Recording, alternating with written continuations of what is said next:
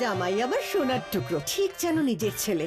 সারাক্ষণ মা মা বলে ডাকবে, কি যে ভালো লাগবে। শোনো ভাই, জনজামাই ভাগনা 3 হয় না আপনা। কাকিমা সময় বদলাচ্ছে। গানের ওপারে থেকেই তার ফ্যান ফলোইং বেশ চোখে পড়ার মতো। টিনেজারদের হার্ট থ্রবও বলা যেতে পারে। তবে বড় পর্দায় খুব বেছে কাজ করেন অর্জুন চক্রবর্তী। উল্টো হাওয়া বইবে এবার। উলুদে শাঁখ বাজা, ভালোবাসায় জড়িয়ে নিতে আসছে জামাই রাজা। তাই এবার আবার ফিরে আসা ছোট পর্দা। একটি বেসরকারি চ্যানেলের নতুন ধারাবাহিক জামাই রাজার প্রধান চরিত্রে অভিনয় করছেন তিনি।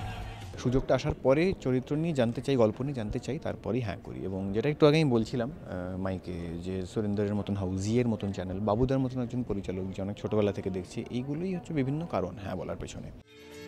অর্জুনের বিপরীতে দেখা যাবে শ্রীমাকে, রয়েছেন চৈতি ঘোষালও।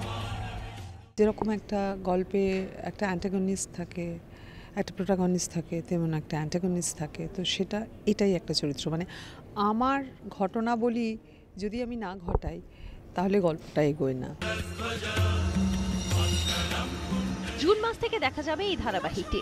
আবারও ছোট পর্দায় অর্জুনকে ফিরে পেয়ে ফ্যানেরা যে খুশি হবেন তা বলাই বাহুল্য।